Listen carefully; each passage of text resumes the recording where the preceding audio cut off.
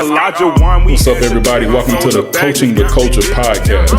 Moving upward, can't be boasting about these vultures. Get negativity over. We just coaching up the culture. This for my sisters and brothers, stepdaddies and single mothers. Every topic we gon' cover, we just coaching up the culture. Coaching the culture, coaching the culture, coaching the culture, coaching the culture. Yo, what's up, everybody, and welcome to Coaching the Culture podcast. This is where sports, family, and faith collide. I am honored today to have three of my former players, man, some guests. This was a highly anticipated episode for me today. I have to my right, we call him Big Tone, Mr. Tony Hauser. Big Tone, I got right across from me, Mr. Chris Martin, and I got right in front of me, Mr. Jaylen Sims. All three of these guys played for me when I was coaching at Charlotte United Christian Academy. And right now, I'm blessed and honored to say that they all three are playing professional basketball right now. And so we're going to get into it, man. We're going to talk about, kind of what it takes to get to that level and some of the ins and outs and talk about today's culture in basketball. These guys about 24, 25 years old, right? Chris about 30. Nah, I'm messing with you.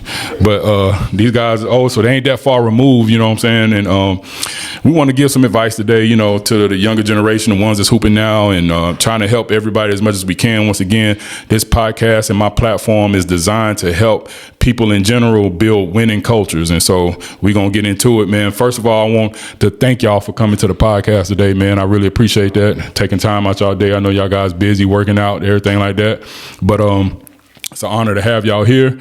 I want to kind of start out, man, and just kind of give a brief story about your journey. Like, where'd you end up graduating from high school, and where'd you went after that to how you got to where you at now? So, Tone, I'll let you go first. Oh, jeez, all right. Straight on the spot like that. Well, I started off, well, you know this, I didn't really start playing basketball for real until I was about 15. Like, I didn't really lock in on it. 15, 16. I got cut from JV. My freshman year, I was a manager at Butler High School. My sophomore year, I made the team. Didn't really play. I only started one game. Then I came to you, reclass, and you was like the first person that gave me an opportunity to play. And then I graduated from Northside Christian Academy when Cooper started shutting down. And then I went to JUCO, played there 2 years, Catawba Valley Community College. Okay. Then I was blessed to get offers, and I chose to go to St. Augustine's and play with one of my best friends, Chris Hill. And then after that, I went to Fayetteville State and graduated from there. All right. And then now, currently, what you doing? Oh, I play. I just got finished playing in Bosnia and with KKJ in the A1 League. So now, and what year did you graduate from high school? 2019. So this is back in 2019, and the route that Tony took is actually the route that most kids are going to have to take now with the transfer portal and with JUCOs getting the extra 2 years now. It's in their best interest to, if you're not a top, if you're not a 5-star kid, it's your best interest to go ahead and take those 2 years and go to a JUCO and then matriculate from there. So your route is really similar to what trying to get some of the kids today to understand, especially, the ones that's, dime a dozen, right? Like high school to Division I.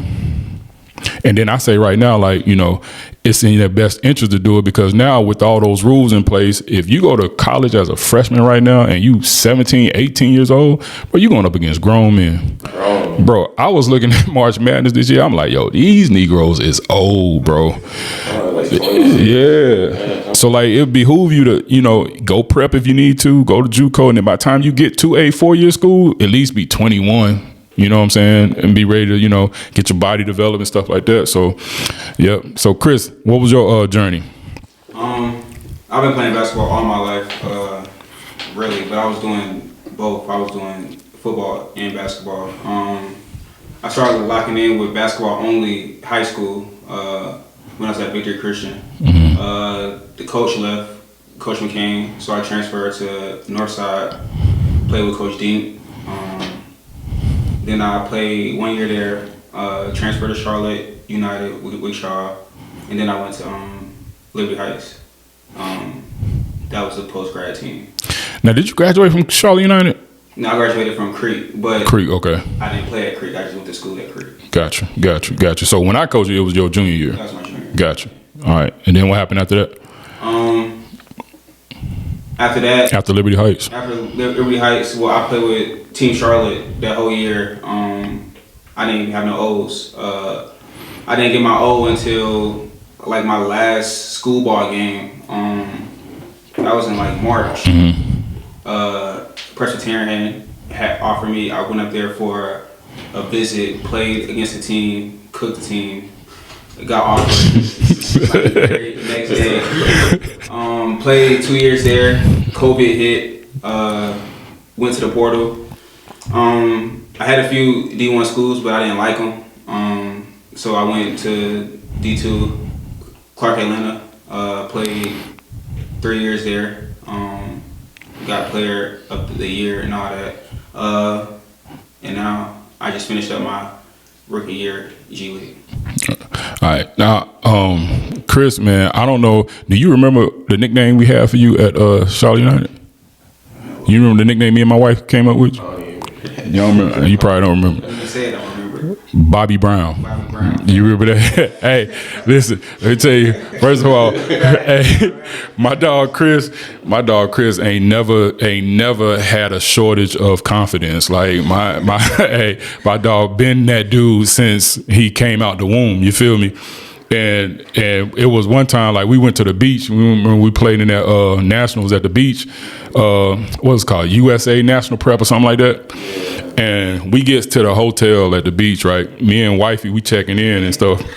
The team is coming in. Now, mind you, you know what I'm saying? Like, everybody is like helping out, carrying stuff into the hotel, whatever. Chris comes in, like, everybody got bags and stuff, coolers, whatever it is, whatever it is we got. Chris come in, he got nothing in his hand.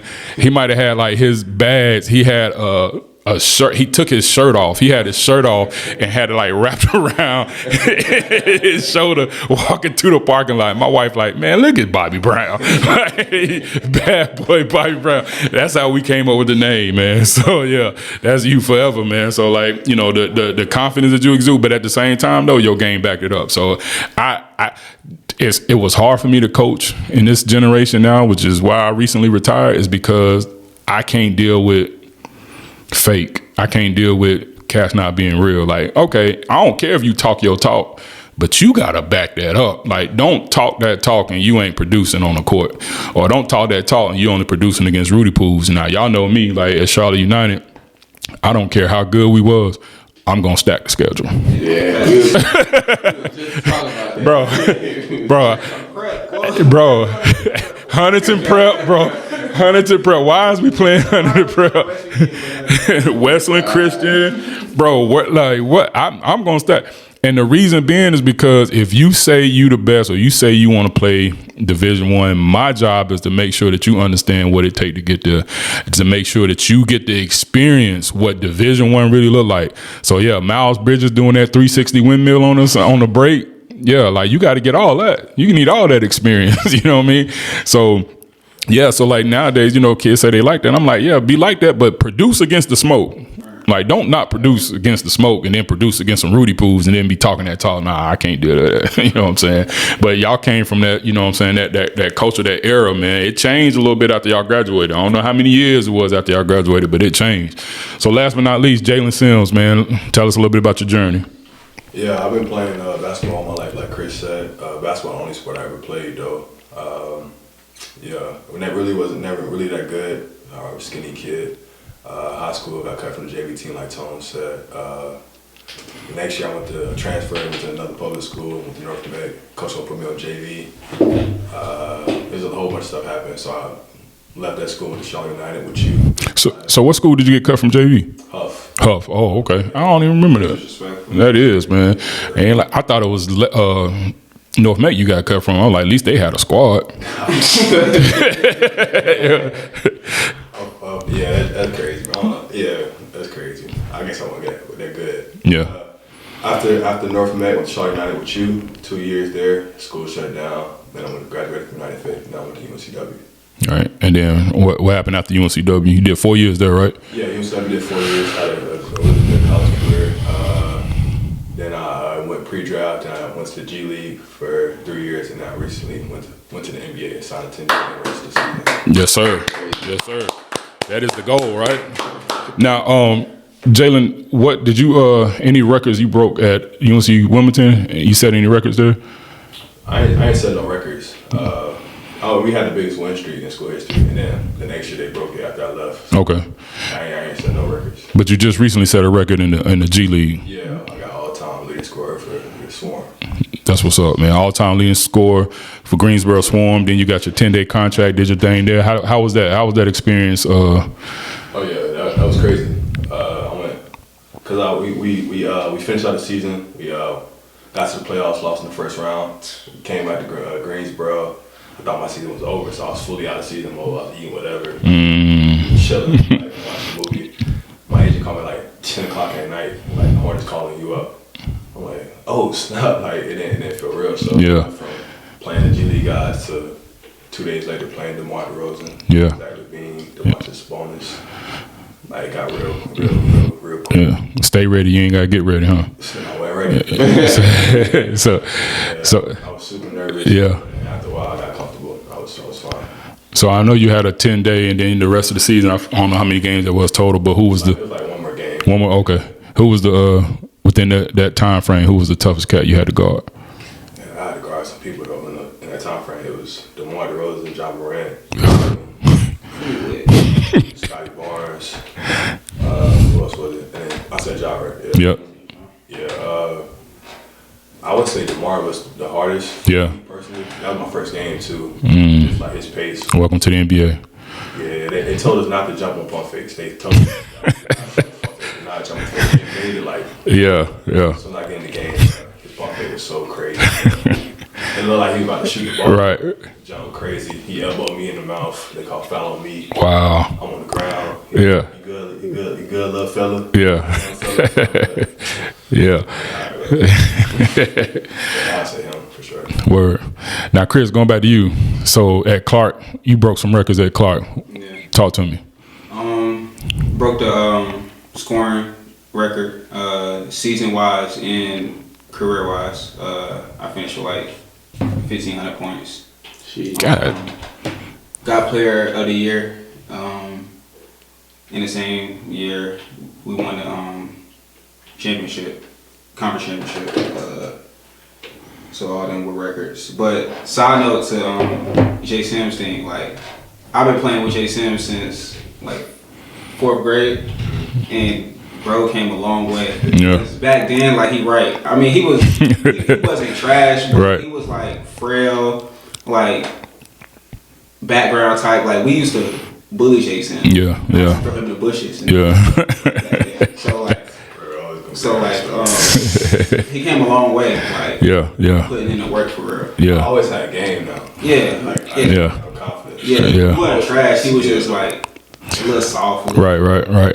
Now, see, the difference between the three of y'all is that I actually got to see their progress. When you came to me, you was already Chris Martin, like you was already Bobby Brown in full effect. So, so I ain't get to, you know what I'm saying? Like, I mean, of course, there was some things you needed to work on for sure. You know what I'm saying? Like everybody else, but you was more so into who you was and what you was gonna be doing by the time you got to me. Sims, when I first got him, I told him, I said, hey, bro, you don't know how to play. Like. The game, you know what I'm saying? Like dribbling and shooting is just one part of it. He would stand around. He would like, you know, without the ball, he was ineffective, like most kids are today. So just having to teach him how to play, like, nah. I remember one day in practice, and I always do this, like, you know, try to, whenever we going up and down, try to stack the teams. You know, most times, if I was out there, you know, it don't matter. My team got the advantage because I was busting y'all, like busting y'all. Like, let's be honest. Like, you know what I'm saying? We're gonna take a pause right here. Two buckets and out. Look, 3 ball. I was gonna get that 3-ball off. I was gonna get that 3-ball off, bro. My team was winning, but anyway, you know, we can talk about that later. But like, I always put my best player, who I felt like was my best player, with the guys that normally ride the bench. And I remember doing that to you one day, and I was telling you, like, bro, like, scoring is one thing, but you got to be able to get your team involved. And I remember that scrimmage, I don't think you scored a bucket, but you was facilitating, and y'all won like 2 or 3 games. I think that's when the light bulb clicked for you. And then I remember that, I believe it was that summer that you might have, with Team Charlotte, shout out to Jeff, that's my dog, Jeff McGinnis. Yeah, that's my dog. I respect Jeff a lot with everything he do, but think that's when you kind of realize like you came back with offers. You're like, Coach, I got 3 or 4 offers, and I only average like 6 points a game. And I'm like, yeah, bro, you 6'5", and you can run the point. You know what I'm saying? Like, you don't have to put that thing in the hole. Pause. You don't have to score. You know what I'm saying? Like, you can score, but you know what I'm saying? And when you show that other stuff, like, you'll get some interest quick. So then Tone. I suck. I ain't gonna lie. I suck. Yo, Tone, he couldn't move. But like he was still like growing into his body though. So like it was like you couldn't like you couldn't move for real. Like, you know what I'm saying? Like you could tell like he was mad young and mad tall. Like you was 6'7"? Was you 6'7" at 15 years old? So it was like I knew he had to have that time to, just grow into it, muscles develop, stuff like that. And so, now you slim, trim, Hoop, man. Yeah. But you always had a little sweet jumper though, like, you know what I'm saying? Yeah. Yeah. He had a little skill, like he wasn't sorry. Right. No, he wasn't. Yeah, he just couldn't Y'all making me feel good. I suck, bro. I mean, you was on the come up, you know what I'm saying? You was on the come up, you know what I'm saying? Yeah, he was on the come up. But let me ask y'all this, man. So kind of while we're on the subject, y'all done been through high school, y'all done been through college, y'all in the pros now. At this point, you should know. So tell me, what's your definition of a good coach? I can start. This will be my 4th year pro next year. So I think, and I had a whole bunch of coaches in my life. Yeah. I think the biggest thing is just like communication, and honest communication. Yeah. That's the biggest thing, because you got the coach has to be able to communicate it well, so he can know what to expect from me, and I can know what to expect from him. Yeah. Honesty, X and O's are another big thing. Yeah. And I think alphas, having that alpha dog mentality, like you don't gotta be yelling, but just your presence has to be felt. Yeah. Yeah. That's the biggest thing. For sure. I guess communication is a part of this, but I would say transparency.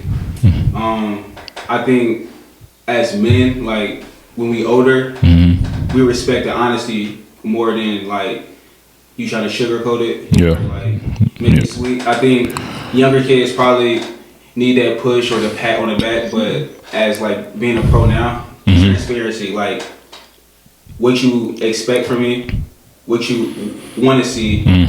If this don't happen, this is what's gonna happen. Yeah. Like real life, like real world type transparency. Because I just think that's just more like respected. Yeah. Men wise. Yeah. For sure. Yeah, communication. Definitely. I want to know like what exactly you want my role to be. What exactly do you want me to be a 20-point guy? Do you want me to be a pick and roll guy? You want me in a dunker spot, rebound? What you want me to do? Also, like transparency. Like I want to know like what's going on. Like if are you not rocking with me? Let me know so I can, you know what I'm saying, get my arrangements in order. You know what I'm saying? Get my affairs in order. So as a professional, and I say as like a college coach, if I wasn't a college coach, I'd say a guy that instilled confidence in his players. Yeah. You get 18-year-olds, you get 19-year-olds, they don't even know what's going on. Right. Just instill some confidence in your guys. Yeah. Definitely. That's crazy that all y'all said, the first thing y'all said was communication. Because this generation, man, like, bro, they so soft. Like, for real. Like, you can't have those, well, me, I'm going to have it anyway, but I'm not well liked when I have those conversations, right? Like, and Jaylen, you said, the hard conversations. Like, somebody's gonna tell you the truth, like you said. Like, you'll look back, and that's why, bro. Like for 25 years I've been coaching, bro. Like I go to sleep good every night, bro. Every night, bro. Because I can look myself in the mirror, because I know every player I coach, I gave you all I got. And I told you the absolute truth. You know what I'm saying? What my truth was at the time, and I could be wrong. Like, I'm going to bring this up while we on the subject. Like, I had hard conversations with both you and Chris. I remember meeting up with you and your peoples at the library, and we had that meeting. And I told him, I said, and it was just me like, this is my concern with Chris. I want him to be more of a point guard, more of a facilitator. to help him get to that level. Chris, he gonna score the rock, you know what I'm saying, which is cool. I'm like, but like get some people involved. Now, here's the thing though, is that turned out to be wrong in your case because you still scored 30 points. Yeah, you still got bucks and you made it. But here's my caveat to that, what I'll say, because Chris is an undersized guard. How tall are you, Chris? Like 6 foot even. 6 foot even. So he's an undersized guard. But I also say this though, if you're gonna be an undersized, you gotta be a dog.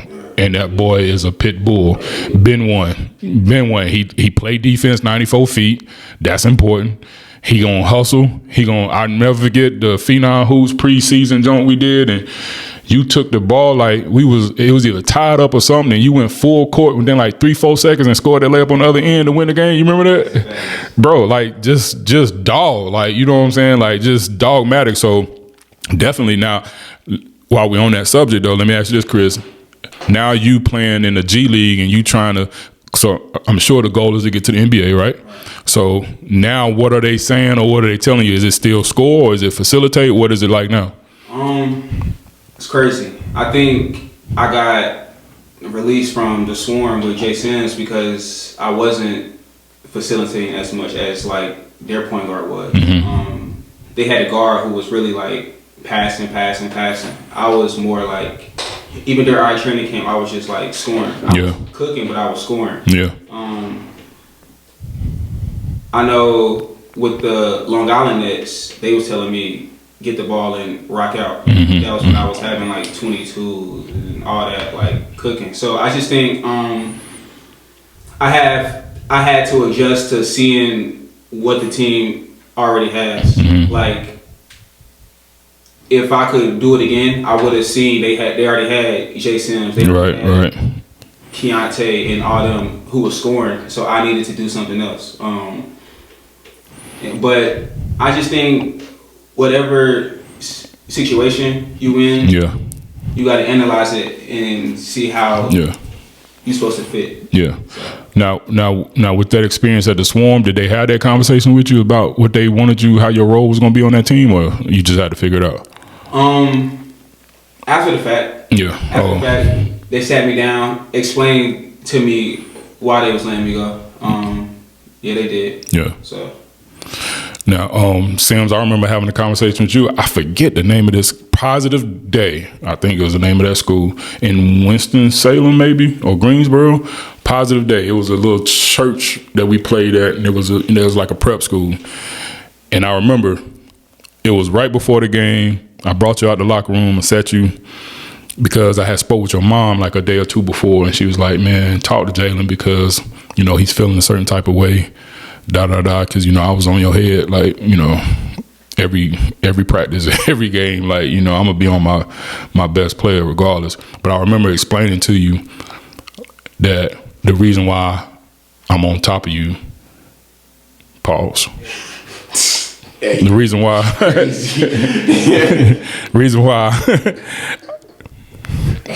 I'm getting on your case. We gotta be real selective out here, man. Reason why I'm getting on your case so much is because I believe in your potential. Like, I believe you can do X, Y, and Z. Like, I know you got it. Like, it might come off harsh. It might come off as he don't like me. I like, man, ain't got nothing to do with like. It got everything to do with me trying to see you get where you want to go. And so, like y'all said, having them hard conversations is important because you need to know what the coach is thinking, right? You need to know. And sometimes I have failed at that because I know what I'm thinking, right? And I know how I'm acting. I know why I'm doing it, but y'all might not know why I'm doing it, right? And so y'all generation, most of the time, y'all could just, take it on the chin and keep it moving, right? Mm-hmm. But this generation, really sensitive. Then I remember Tone talking to your parents, once again, we already established the fact that you was in the development stage, but at the same time, parents gonna want what they want. Like, I want my son to get playing time. I want my son, why he not playing? Why he not this? Why he not that? Chill, man. You know what I'm saying? Hey, I was just like, we working, man. Like, we trying to get them, because my thing is whenever I get a kid, especially if I get them young, I'm expecting to have them you know, especially back then in 2018, 2019, I'm expecting to have them until they graduate. So if I got you as a freshman, I'm thinking, well, I got this much time to develop them. Like I ain't, you know, but what I realize now, a lot of parents is looking for the results right now. You know what I'm saying? This is even worse now. Like your parents is nothing compared to what, you know, I've had to deal with recently, but it's like, you know, the talk about that balance. Like, you know what I'm saying? Like when you get to college, ain't no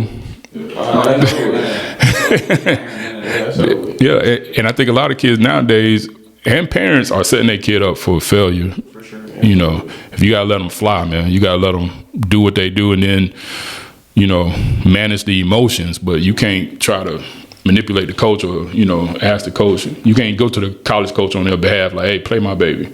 Yeah. Good thing about my parents, they weren't never really on that. Yeah. Like, she'll be yelling at me about doing stuff. Doing something, not the coaches. So yeah. I think now, like, kids just want to avoid adversity. Like, yeah, I think that's the biggest thing. It's so easy to just leave and go somewhere else. Yeah. I think that's why the transfer portal's so crazy. Yeah. A lot of people don't really be in. I was in a tough situation my freshman year, but you just gotta take it out. Yeah.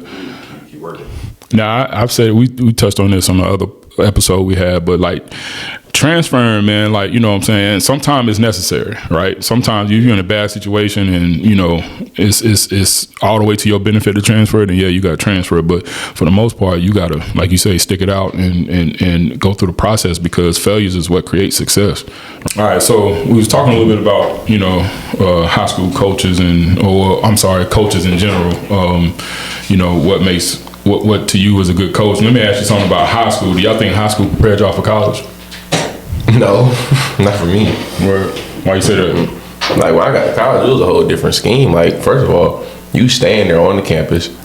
Then, like when I was in school, like I just the competition level, the seriousness of the game, and it's like no diss to like any high school I went to. It just was not the intensity I thought it was going to be my freshman year. Yeah. I went to a JUCO. I walk in there, I'm talking about dudes throwing elbows. We really get into it first day. Yeah. So I was not ready. Yeah, I feel like it's hard to prepare though, like because you're going against grown men. You're in a whole different role. Yeah, unless you're like a 5-star. Yeah, but none of us was 5-stars, so we all came in freshmen like the ball not in our hands. Yeah, we behind seniors and stuff. So I think it's kind of hard to have it be like seamless. Yeah. So that's why I kind of, you know, we always say basketball is 80% mental, it's only 20% physical. I don't ask a couple coaches this myself, like, do y'all think it's more important to work on the 20% or the 80%, right? Now, granted, you got to have both. You got to have skill. You got to be in there. So you got to work on the physical. But like now, with what I'm doing in my brand, I want to do more of coaching at 80%, right? Because once again, it's hard for me to prepare you for what you're going to go up against, because I ain't got a bunch of 6'8", 6'9", you know what I'm saying, that you can go up against. I can't mirror that intensity as much as I can, as far as, you know, I could put together a tough schedule, but I can't mirror that intensity in practice like it is. Yeah, everyday type. Yeah, everyday type. So like most I can do is mentally prepare you, right? Put you through some hard drills, make you run them 10s, right? Them 10s hurt. Them 10s hurt. Them 10s make you a man, bro. We walk right into practice running. That used to blow me. Straight off the rip. Like, let's start it with the 10s, let's end it with the 10s. But I mean, and here recently I've learned how, I still make kids run 10s, but I learned how to do more conditioning with the ball. But I think that mental approach, man, like, you know, if you mentally tough, if you mentally strong, you can get through whatever it is on the next level, but you gotta be sharp mentally. Yeah. Like, you can't be easily punked either, right? I agree. So, what advice would you give a high school kid today that's trying to get to the college level? Work.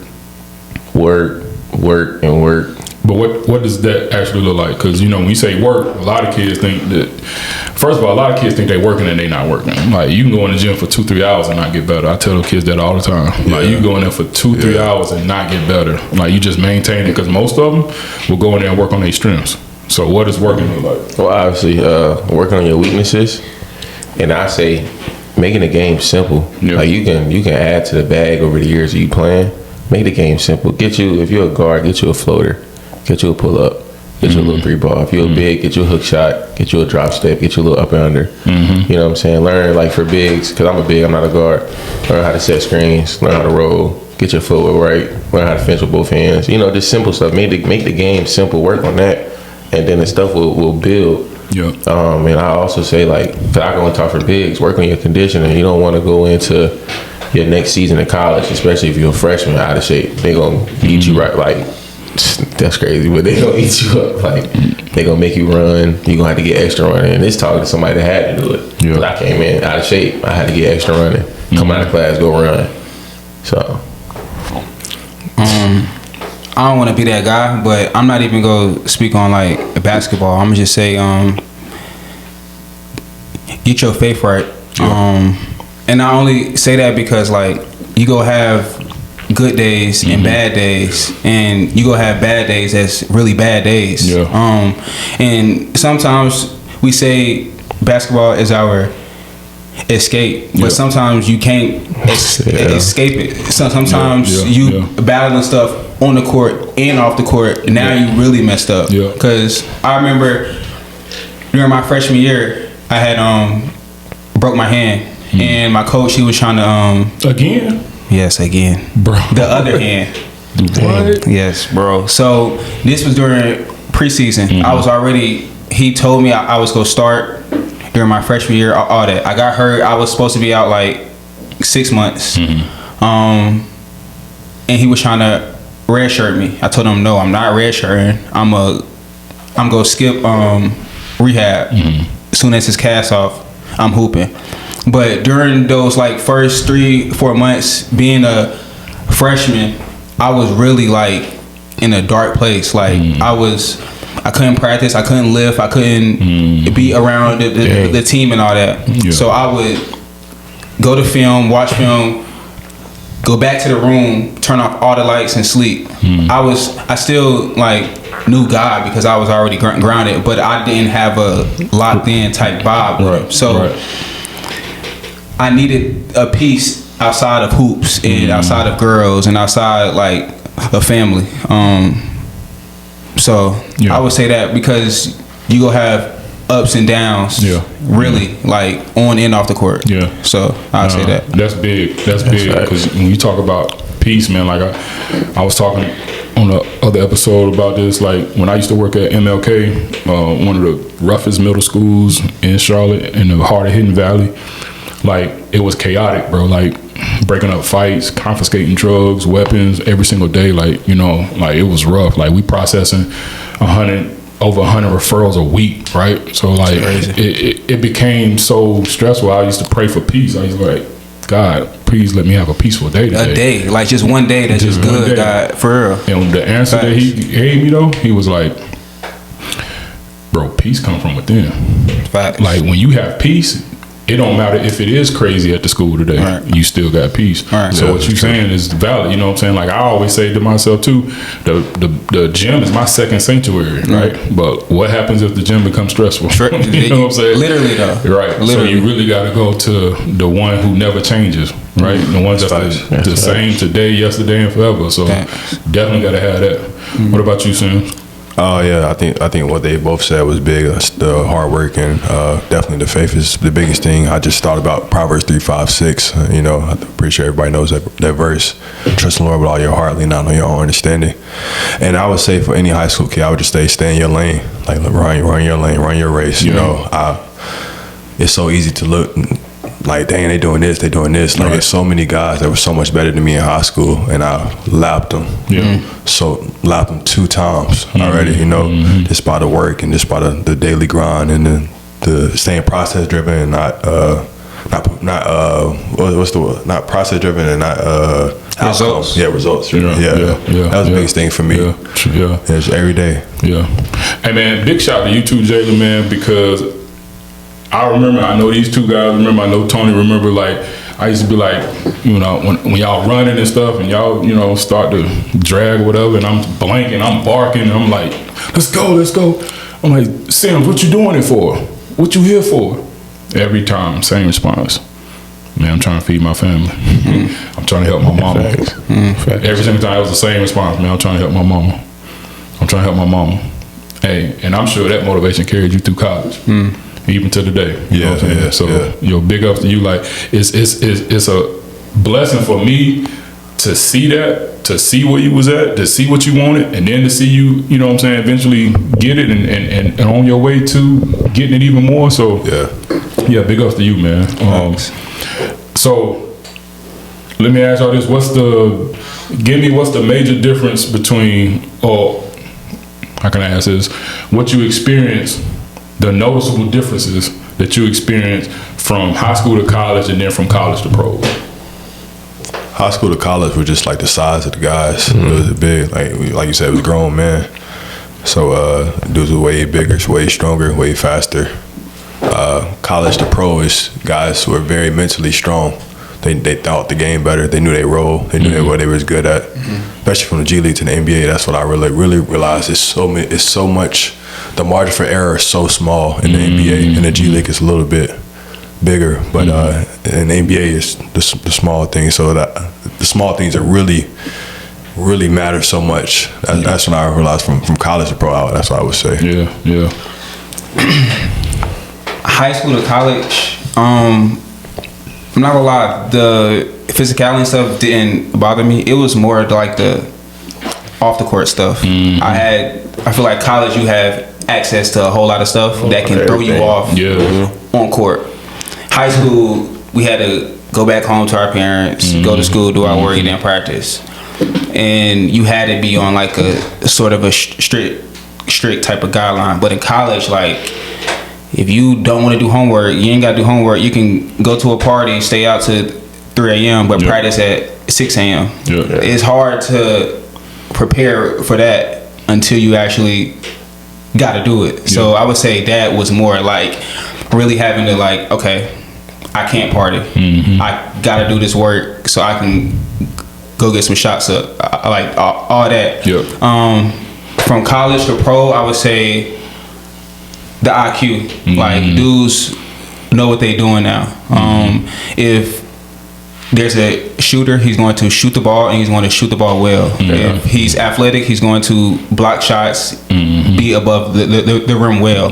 So people are really good at what they do. Real pros at what they do. For sure. Me, I'm a little different from C-Mark. My like from high school to college, it was definitely because I'm I'm in them trenches, so it's the physicality. Like them, like my first couple games, like I'm getting thrown around. My first couple practices, I'm getting thrown around, and I was a pretty hefty dude. I'm getting thrown around.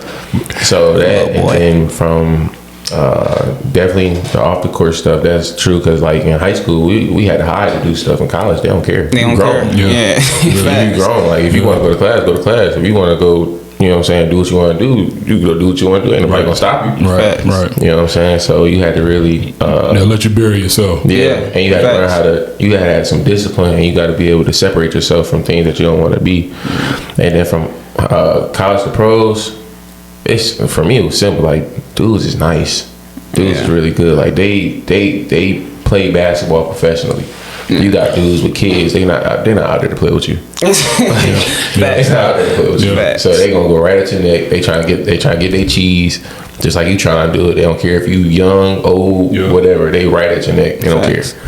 So, just summarizing what all three of y'all just said. If I'm talking to any high school athlete right now, if I'm listening to what they said, these are the takeaways that you should take away from this and what you should be doing right now to get prepared for this level. One, you should be in that weight room.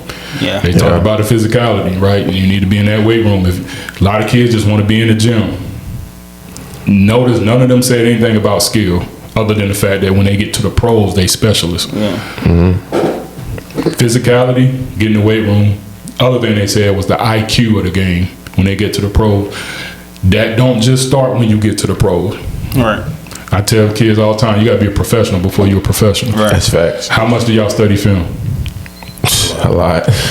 And you had to get adjusted to that, right? Yeah, it was annoying at first. You gotta get taught how to watch film. That too. Right. You gotta get taught how to watch it. Your weaknesses, the things you did bad at, that stuff. You don't want to look at your buckets. Yep.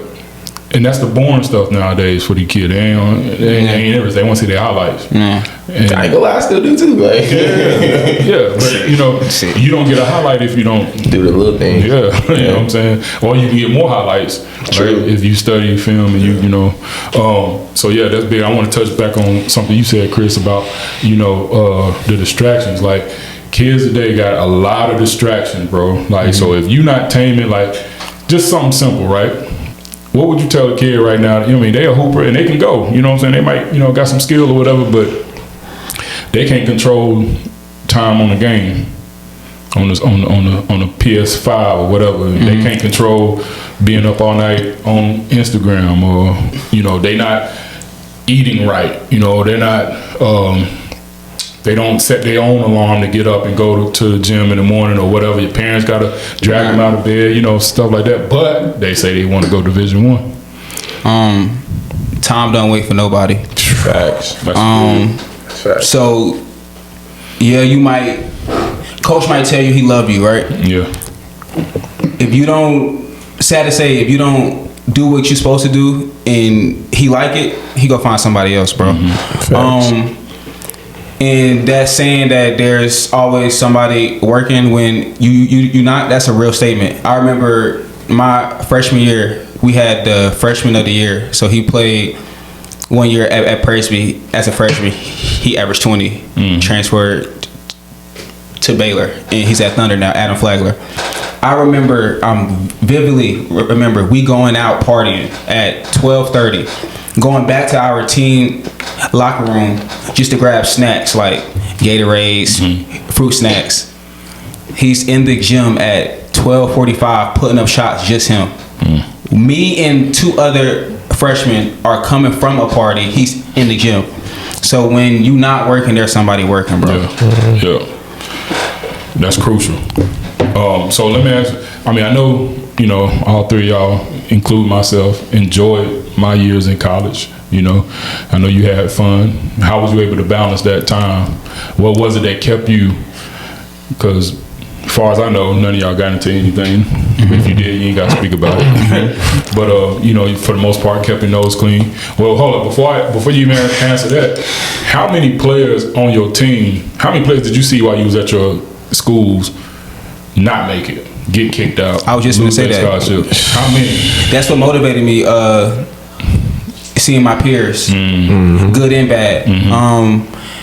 I'm playing a game and I'm checking all my Brody stats. I'm checking Sim stats. I'm checking on Tony. I'm checking on Gates. Like I'm checking on dudes who I know and seeing where they at. Then I'm checking on some other dudes and they not doing what we was doing back then. So just seeing my peers, like, bro, I want to make it, so I got to do what my peers who are making it doing. So yeah, I would say looking at my peers. I see. I played JUCO and then I played in the CIAA. It's no knock to the CIAA, but it's the HBCU conference. So it's think about everything you see in the hood, just put it in a small little area. Yeah, every HBCU is in the hood. Yeah. JUCO, Tony pulled up on me. Yeah, we did. Clark Atlanta. Oh yeah. JUCO, I seen so many guys come and go. I mean, JUCO is a phrase. You start off with 30, you end with 10. So you see dudes come and go, dudes moving out your apartment, dudes, whatever the case may be. St. Aug, I seen boys go. Faith State, I mean, I've seen a lot of people go, and it's been some killers too, like some real hoopers. Yes, and some of the best. Yeah, and they just can't pan out, or they just can't get with the program, or whatever the case may be. But like C. Mark said, time to wait for nobody. If you don't get down, you gonna lay down. You gonna go home. Yeah.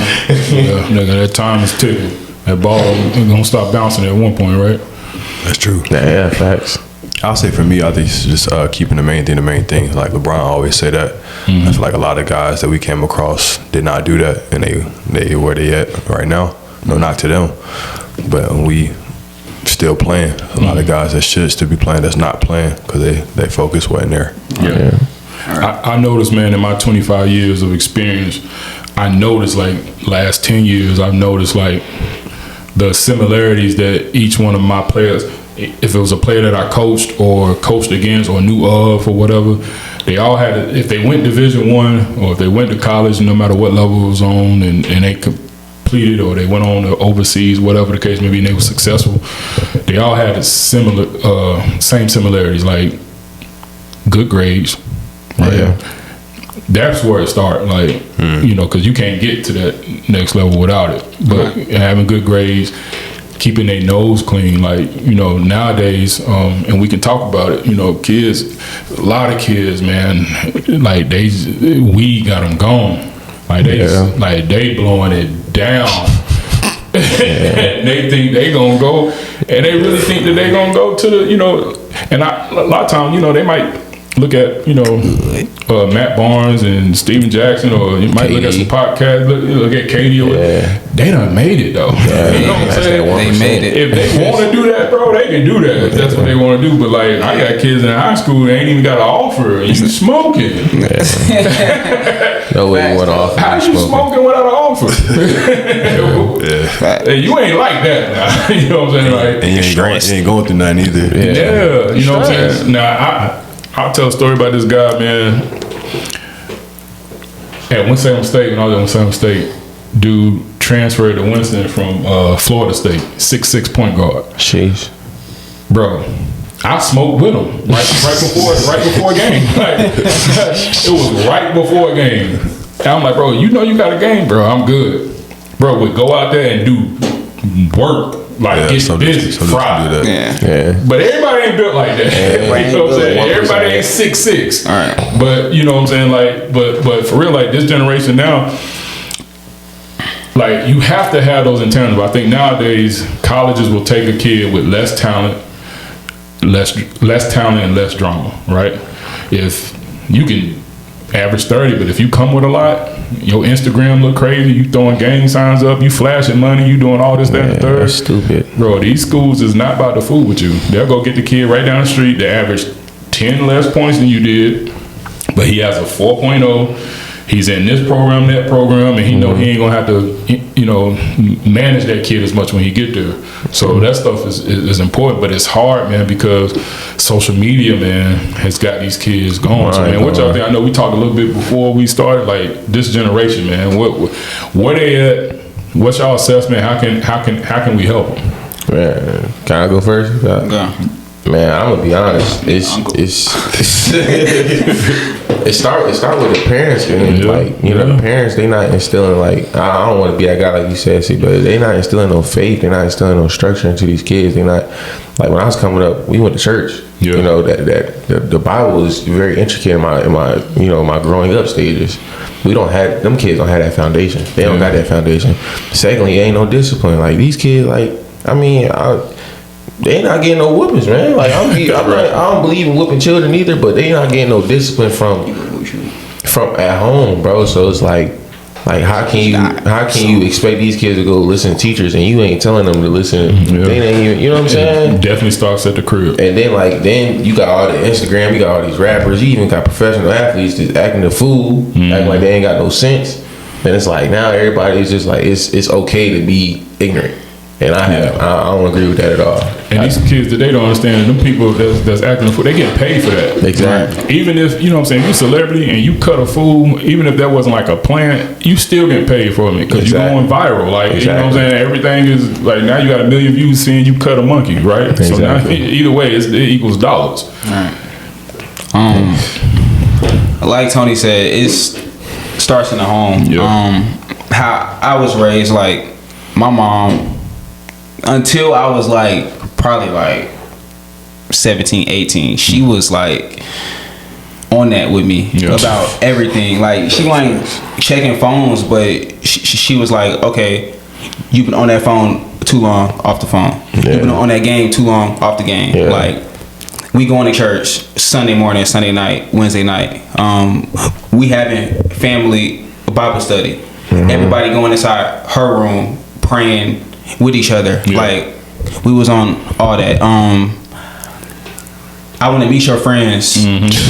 Like, she was on all that. So I just think we got a new generation of kids and parents now.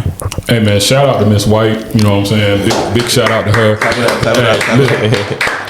If you ever meet Miss White, she got that look on her face like she don't Not play playing around. no games. She's not playing. She not playing no games with you, yo. She be in the stands yelling at TJ. Right. You know what I'm saying? Like, On bro, that. get it right. TJ nice too. TJ got a game. TJ got a name. But she be on him though. Like if he ain't doing what he's supposed to do, mama gonna let him know. For real. Yeah.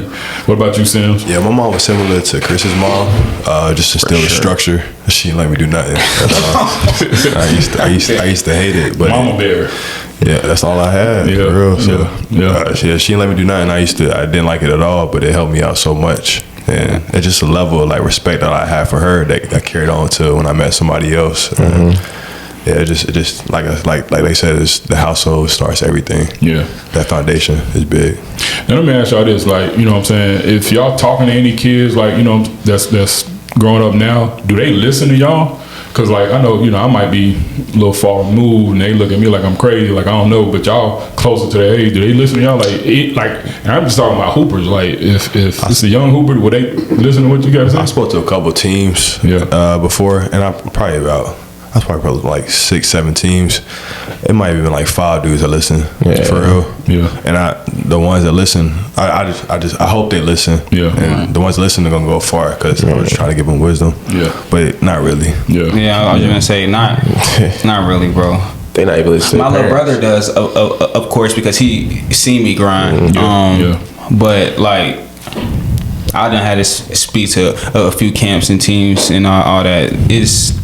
You're a very select few that like really taking heed to things.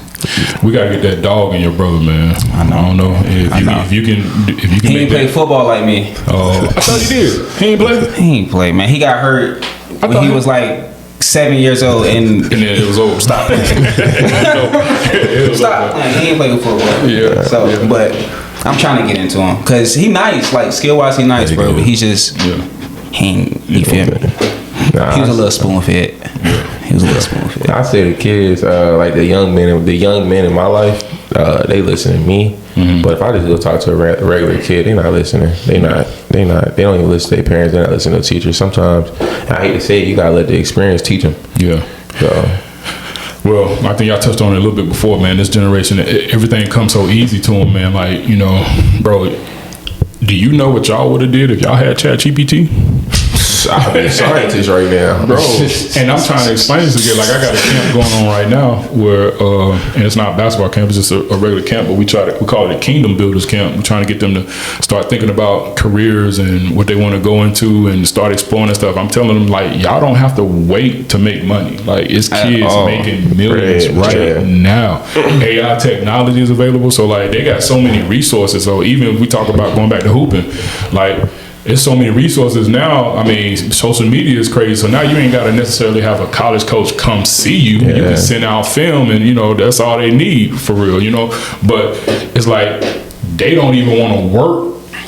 And you got all the resources right there at your disposal, but they don't really want to work that much where they kind of expect it to happen. And it's like, I got it twisted, you know what I'm saying? And that'd be the thing, like rude awakening coming. And you know, so we trying to do our best to, you know, to advise them and wake them up, and because like Chris said, boy, time waits for nobody. The one thing that's consistent is time. That thing gonna tick regardless. It ain't gonna wait for you at all. So yeah, man. Last but not least, man, you know, before I get y'all off of here, man, I need y'all to tell me. I said I was gonna have anybody that come here for basketball conversations, I was gonna ask them this question, and y'all are like in this in-between generation, so I really don't know where y'all gonna go with this question. You'll say but I'm gonna ask. You say who the GOAT? Who you go? LeBron James. No questions asked. No questions asked. No questions asked. No Man, questions open that door, let this dude up out of here, man. No questions asked. Let this dude, you serious? Dead serious. LeBron. Bad. Yeah, that's crazy. He said bad. my MJ, but really my personal is Kobe though. Okay. Yeah. Okay. He ain't never even seen MJ play. He ain't never seen MJ play. I ain't need to. Average 30. Where